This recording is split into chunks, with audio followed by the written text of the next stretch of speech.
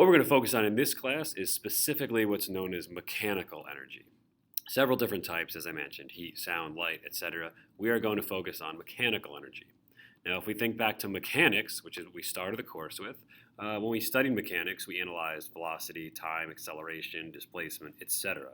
These are all things associated with the object's motion and its position, so where it is and either where it's moving or how it's moving. So if you remember that and you kind of think along those lines, mechanical energy is just the energy associated with motion and position. So we don't necessarily care in this case when we analyze mechanical energy about light, sound, heat. That doesn't really tell us about how the object's moving or where it is. We only care about the specific energies that are going to talk about an object, where it is, how it's moving.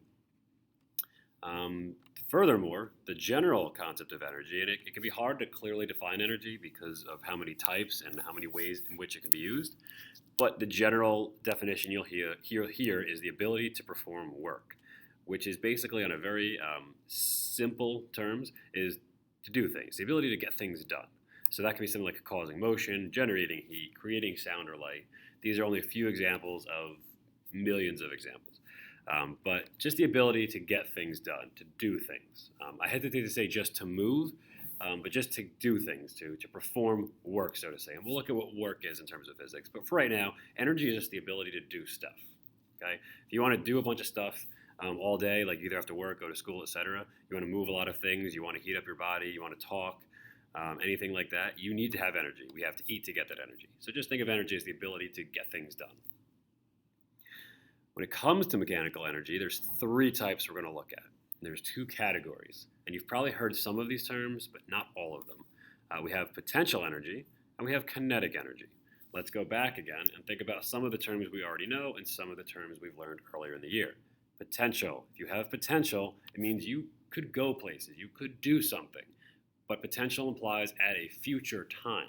Potential doesn't mean you are currently whatever someone says you are potentially doing or potentially are, but in the future you could be.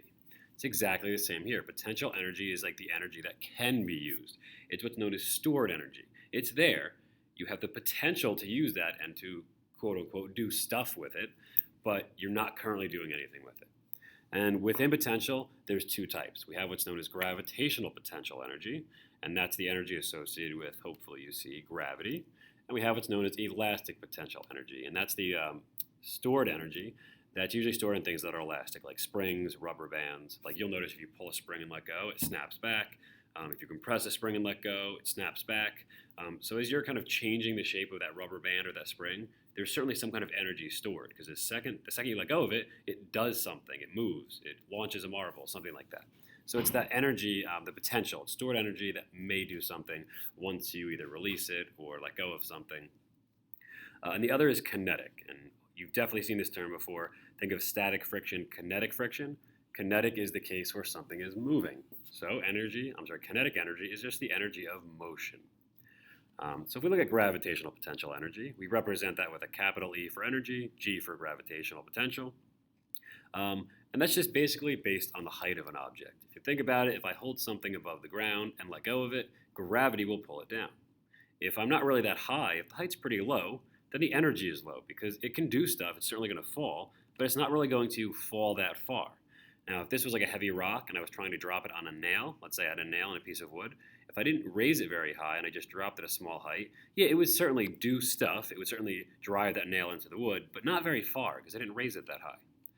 If I take that same object and I raise it much higher and drop it on the same nail, hopefully you realize it's going to drive that nail much deeper into the wood. When the height is high, the gravitational potential energy is high. And that's because gravity has more time and more distance through which to speed that object up, pull it down, etc. So gravitational potential energy, the stored energy that an object has, for the most part based on its height. The higher an object is, the more energy it will have. The lower an object is, the lower the amount of energy. This is why you don't want somebody to drop something on your head from like 3 stories above you.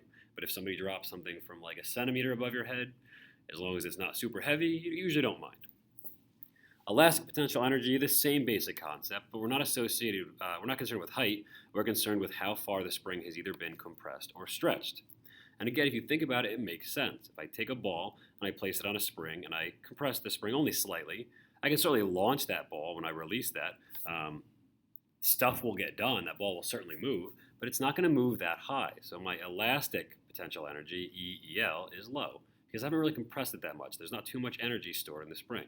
Now, if I repeat that experiment, but I compress the spring all the way, then I launch it, that ball will go significantly higher. If I compress that spring more, then the elastic potential energy is higher. The ability to do things is much higher. It's going to send that ball much further. So this is really based on the compression, I should say, or the extension of a spring. Whether I compress it or extend it, once I let go, it's going to snap back to its original shape, and I can use that motion to, I don't know, launch a car, launch like a pinball in a pinball machine, something like that. So I can use that energy to do stuff, but it's stored until I release it. Kinetic energy, energy of motion. Since it's motion, it's based on velocity. You think of a turtle, you're not really scared of standing in front of a turtle as it charges at you because turtles move very slow. If the velocity is low, not too much kinetic energy because it's not moving that fast. That's why you look at a turtle and you're like, oh, that's adorable. Unless you hate turtles, then you're like, I hate this thing. Please stop walking towards me. But that doesn't matter. If it's walking towards you at a slow speed, you're not that concerned because if it bumps into you, you're just going to kind of be like, okay, hi, turtle. Whereas a car travels much faster. If its velocity is much higher, it has much more kinetic energy. That's one of the reasons why you don't want to stand in front of a car that's moving very fast. We all know that, yes, bad things are going to happen, but that has to do with the fact that it has so much kinetic energy. So velocity is high, a lot of kinetic. Velocity is low, not that much kinetic. Velocity is 0, you have no kinetic. So 3 different types. Important to realize that gravitational potential energy based on height for the most part, elastic potential energy based on the compression or extension of a spring or rubber band, kinetic energy based on velocity. There's a few more variables that will come into play, but for right now, this is appropriate for what we're going to want to do. So those are your 3 major types. We'll spend the most amount of time with these. Really quickly, just to show you how we're going to start to map these energy conservations so we can understand them a little bit better, we're going to use pie charts. So if I have a ball and I'm about to drop it, you'll notice here that it's not moving, no velocity. There's no spring, so there's nothing being compressed or stretched, but I do have height. So all of my energy here, 100%, is gravitational potential energy, which I usually represent as EG, but here I've written gravitational PE. A split second later, when I let go of it, its height has dropped. So I've lost height, so I can't possibly have 100%. It's about halfway down, so I only have half of what I had before. So the question is, if I can't lose energy, whatever I had before has to equal what I had after. Well, if I've lost height and I've lost gravitational potential, how is that possible? Well, I have lost height, certainly, but I've gained velocity. So while I lose height and I lose gravitational potential, I'm gaining velocity, and therefore I'm gaining a bunch of kinetic energy. My total amount, 100%, still has to equal 100% when I add these two together. The difference is I've lost height, so I have half the gravitational potential, and I've gained some velocity, so I have some kinetic. A split second later, I've lost even more height. I only have a small amount, so I should only have a small amount of gravitational potential, but I'm traveling even faster. This object has been accelerating due to gravity, and therefore I have significantly more kinetic energy. So I start with all gravitational. Then I have 50-50 because I've lost height but gained velocity. Then I've gained even more velocity, so I have more kinetic, and I have only a small amount of gravitational potential, so a small amount of EG. So just a way to map out the actual energies.